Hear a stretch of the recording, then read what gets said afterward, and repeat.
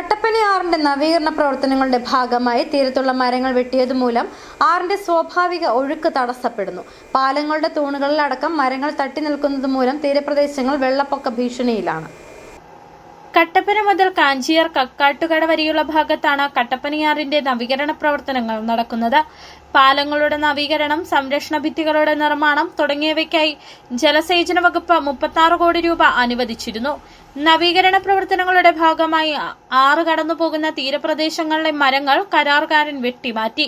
ഈ മരങ്ങൾ ആറ്റിലേക്ക് തന്നെ നിക്ഷേപിക്കുകയാണ് ചെയ്തത്.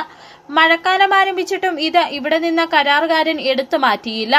ആറ്റിലൂടെയുള്ള വെള്ളം ഒഴുക്കിന് ഈ മരങ്ങൾ തടസ്സം സൃഷ്ടിക്കുകയാണ്. മഴ ശക്തമാകുന്നതോടെ ഇത് വെള്ളപ്പൊക്ക സാധ്യതയും ഉണ്ടാക്കും. ജലസേചന വകുപ്പിന്റെ നിർദ്ദേശപ്രകാരം കട്ടപ്പനയാറിന്റെ നവീകരണവുമായി ബന്ധപ്പെട്ട് കട്ടപ്പനയാറിന്റെ സൈഡിലുള്ള മരങ്ങളെല്ലാം കോണ്ടാക്ട് വ്യവസ്ഥയിൽ വെട്ടി അത് ആറിന്റെ തീരത്തോട്ട് തന്നെ മാറ്റിയിടേണ്ടതിന് പകരം ആറിലോട്ട് തന്നെ നിക്ഷേപിച്ചിരിക്കുകയാണ്.